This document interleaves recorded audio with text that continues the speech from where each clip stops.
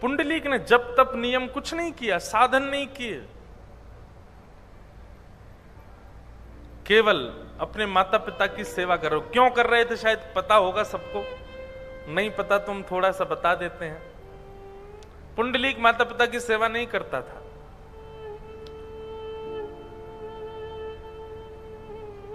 भक्ति में दो प्रकार के लोगों का प्रवेश होता है। मैं गलत भी हो सकता हूं लेकिन फिर भी बोल रहा हूं, भक्ति में दो प्रकार के लोगों का प्रवेश होता है।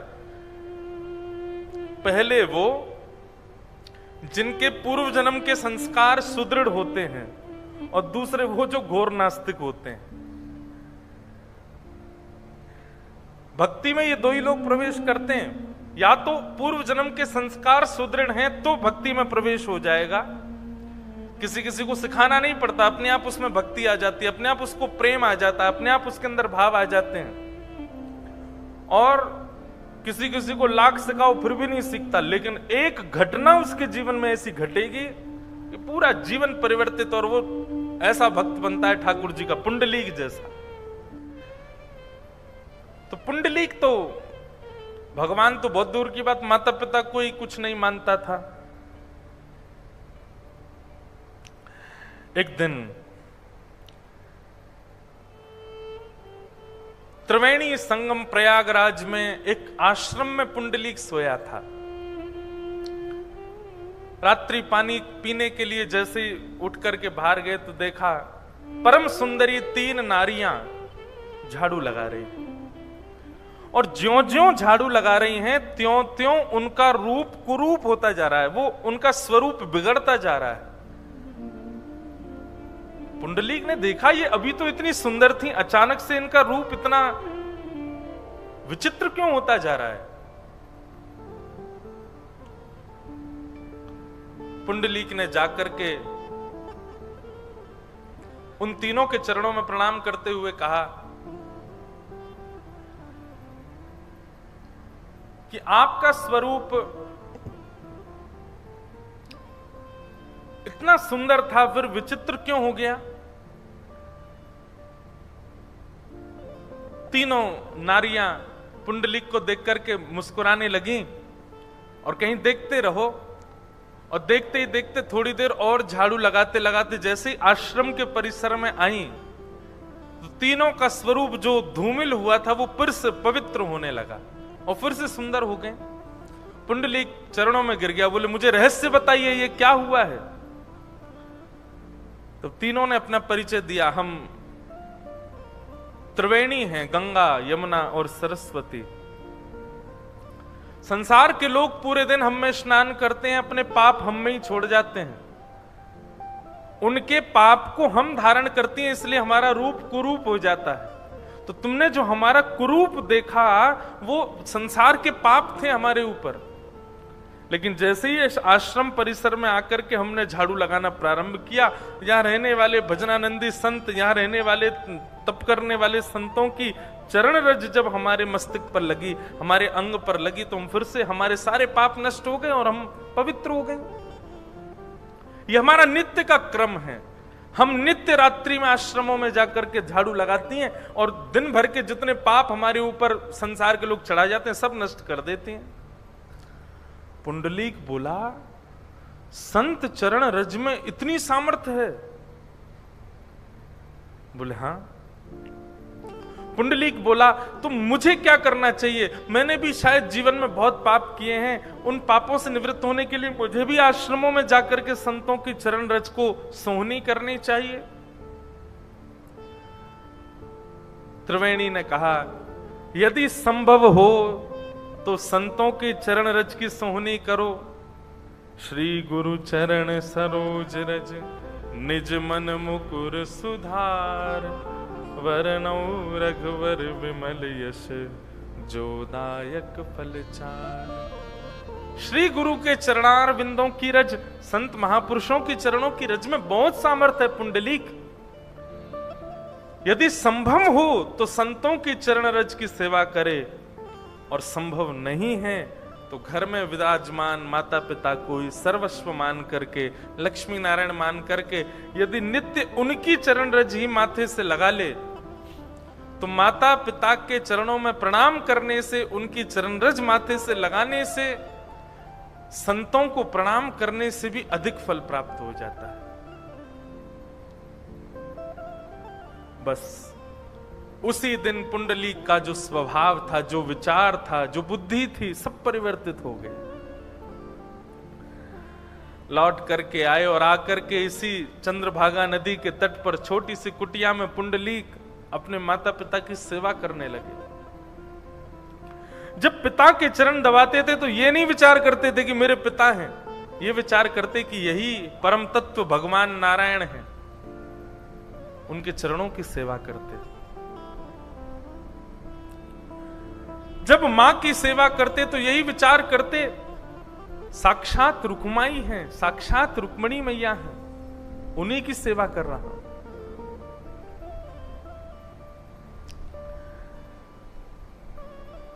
साक्षात नारायण और साक्षात लक्ष्मी, महालक्ष्मी का रूप माता पिता को मान करके सेवा करने लगे।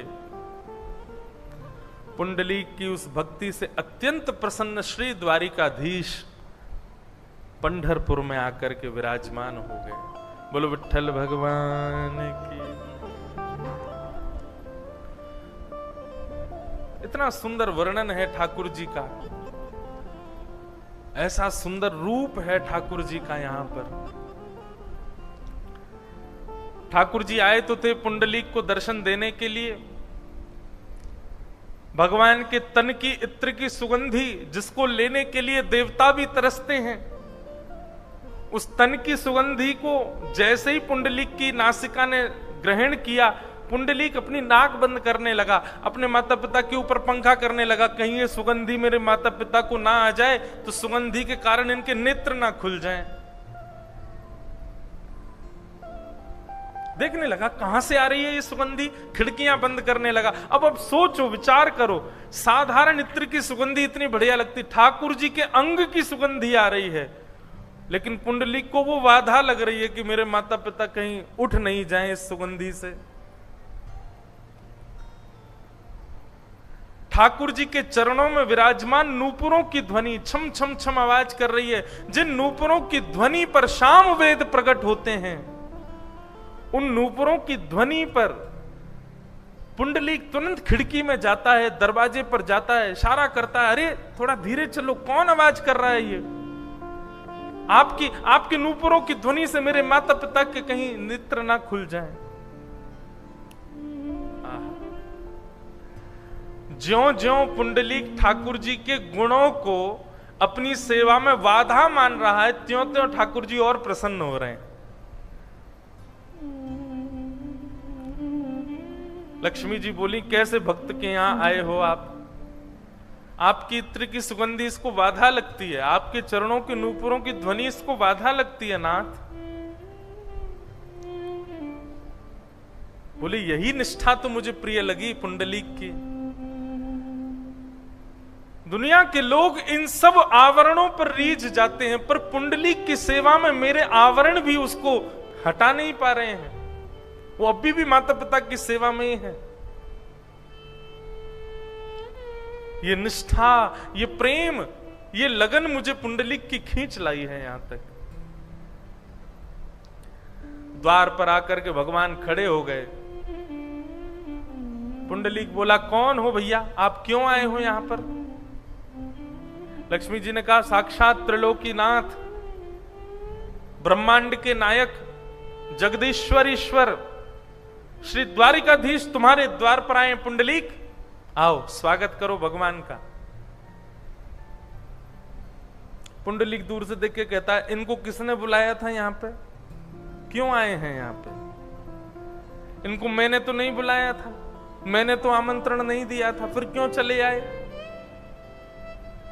लक्ष्मी जी हाथ पकड़ के बोली, अब या तो आप चलो, नहीं तो मैं नाराज हो जाऊंगी। कैसे भक्त के आए हो आप? उसको पता दिया हमने कि भगवान आए, तब भी नहीं आ रहा है बाहर। ठाकुर जी बोले, अब तो इससे जरूर मिलके जाऊंगा मैं। इसको ये बात भी नहीं हिला रही है सेवा से कि मैं परमात्मा द्वार पर खड़ा हूं। अरे कोई ये सुन ले कि बाहर कोई एक्टर आ गया है तो अपने चार काम छोड़ के भाग जाए। ये पता चल जाए कि हमारे नगर के विधायक जी आए बाहर, अभी कोई हल्ला कर दे कि बंबई से कोई बहुत बड़ा फिल्म सितारा आया, आप कथा छोड़ के भाग जाओगे, सेवा तो बहुत दूर की बात। लेकिन पुंडलीक को तो यह बता दिया कि साक्षात परमात्मा तेरे द्वार पर आए हैं, स्वयं लक्ष्मी बता रही हैं। पुंडलीक कहता है इनको किसने बुलाया? मैंने तो नहीं बुलाया था, और जब मैंने नहीं बुलाया तो मैं स्वागत क्यों करूं इनका? लक्ष्मी जी नाराज हो गई, लेकिन ठाकुर जी बोले इसकी सेवा तो देखो, इसकी निष्ठा तो देखो, मेरे तन की सुगंधी इसको नहीं हिला पा रही, मेरे नूपुरों की ध्वनि से इस पर कोई असर नहीं पड़ता, मेरे स्वरूप के सौंदर्य से इसको प्रभाव नहीं हो रहा, मैं कौन हूं ये पता लगने पर भी वो अपनी सेवा नहीं छोड़ रहा है। ऐसी निष्ठा मुझे ये प्रिय है, मैं तो इससे मिलके जाऊंगा। रुक्मणी जी उदास होकर के चली गई, बोले तुम जाओ तो जाओ, हम तो इससे मिलके आएंगे। जाते जाते रुक्मणी जी कह गई पतिदेव तो मेरे ही हैं, खड़े बेचारे द्वार पर। अरे पुंडलीक, स्वागत नहीं कर सकते तो कम से कम आसन ही दे दो भगवान को। अरे घर पर आए मेहमान को कोई बैठाता तो है, आसन दे दो एक। पुंडलीक बोला कहां जाऊं आसन लेने के लिए, इतने विशाल तो ये हैं, बैठने के लिए भी बड़ा आसन चाहिए होगा इनको, कहां से लाऊं? तभी एक ईंट वहां थी, खिसका दी भी नहीं, पधराई भी नहीं, व्यवस्थित भी नहीं, कि खिसकाई है नीचे से, लीजिए, जब तक मेरी सेवा ना हो जाए प्रतीक्षा कीजिए, आसन पर बैठिए। लक्ष्मी जी ने हाथ पकड़ लिया, बोले खबरदार जो आप यहां रुके तो चलिए मेरे साथ। ठाकुर जी बोले नहीं, अब तो मैं मिलके ही जाऊंगा। और ठाकुर जी पुंडलीक के द्वारा पधराए हुए उस निष्ठुर आसन पर अपनी दोनों भुजाओं पर कमर धारण करके खड़े हो गए। श्री पुंडलीक भगवान, श्री पंडरीनाथ भगवान अपने भक्त पुंडलीक की प्रतीक्षा में आज तक खड़े हैं। आज भी प्रतीक्षात्मक मुद्रा है श्री पंडरीनाथ विठल भगवान की। इस भूमंडल को, इस पृथ्वी को, इस पूरे ब्रह्मांड को एक ऐसा रूप प्रदान किया जो रूप केवल पंढरपुर में और कहीं नहीं है।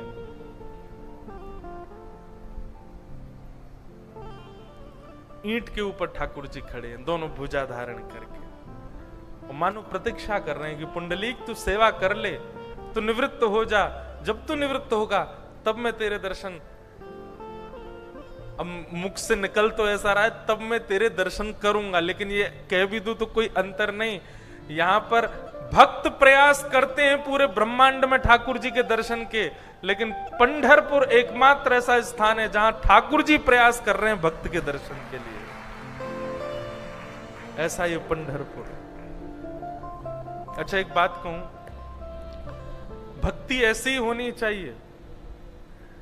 मैं प्रयास करता रहूं ठाकुर जी से मिलने के लिए तो समझो भी भक्ति सामान्य है, लेकिन भक्ति की स्थिति ऐसी हो जाए कि ठाकुर जी प्रयास करें मुझसे मिलने का, मेरे पास आने का, मेरे पास बैठने का।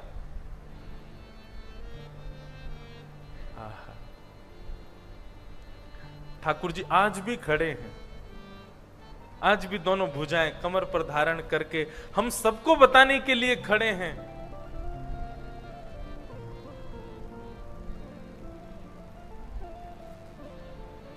बहुत भाव है। अब 7 दिन हम पे कुछ है ही नहीं, हम पे यही काम है, हम पंडरीनाथ भगवान के नए नए भाव ही बताते रहेंगे।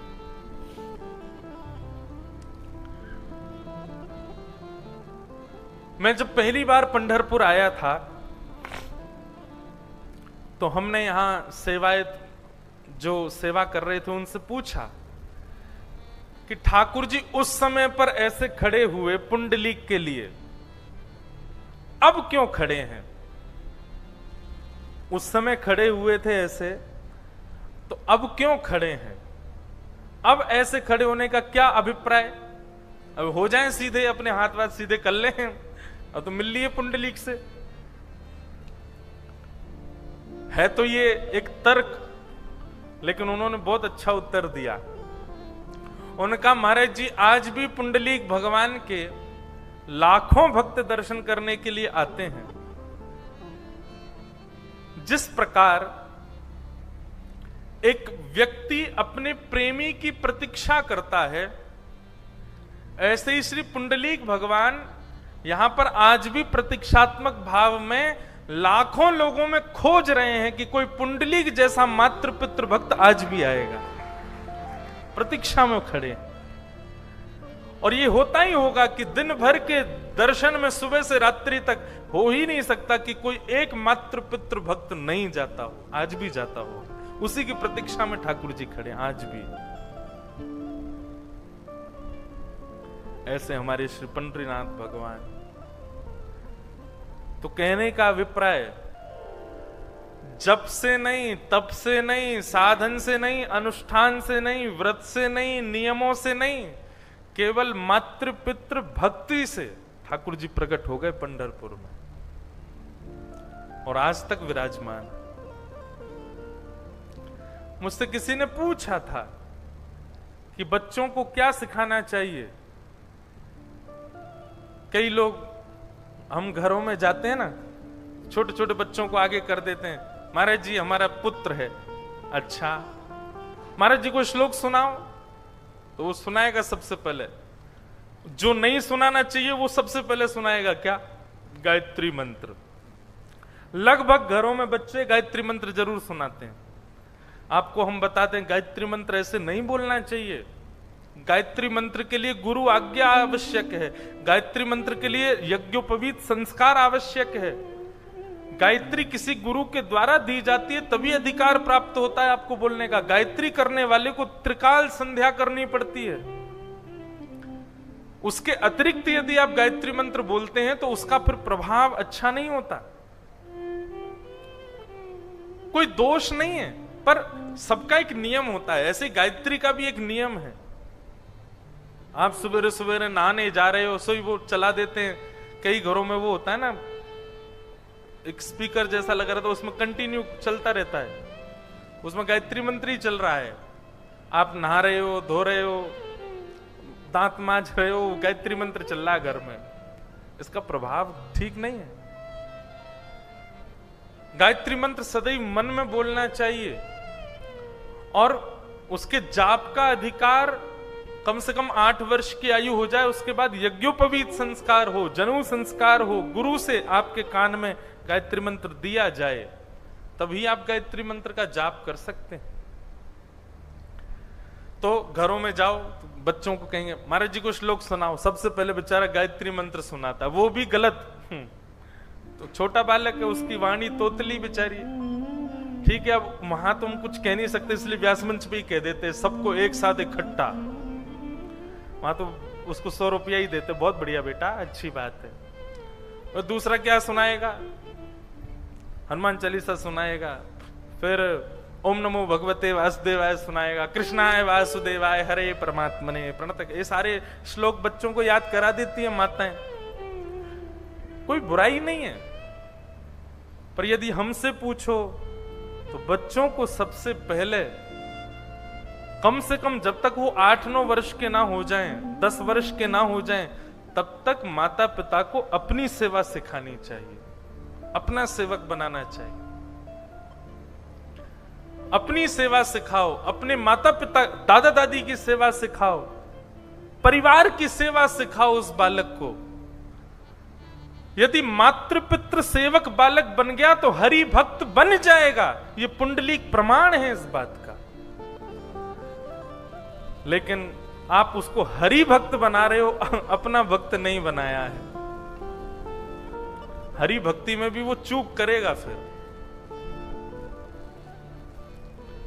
तो श्री पुंडलीक भगवान, पुंडलीक जो हैं, ये इस बात के प्रमाण हैं कि ठाकुर जी की प्राप्ति के लिए मातृ पितृ भक्ति भी एक साधन है, और एक साधन नहीं है, सर्वश्रेष्ठ साधन है।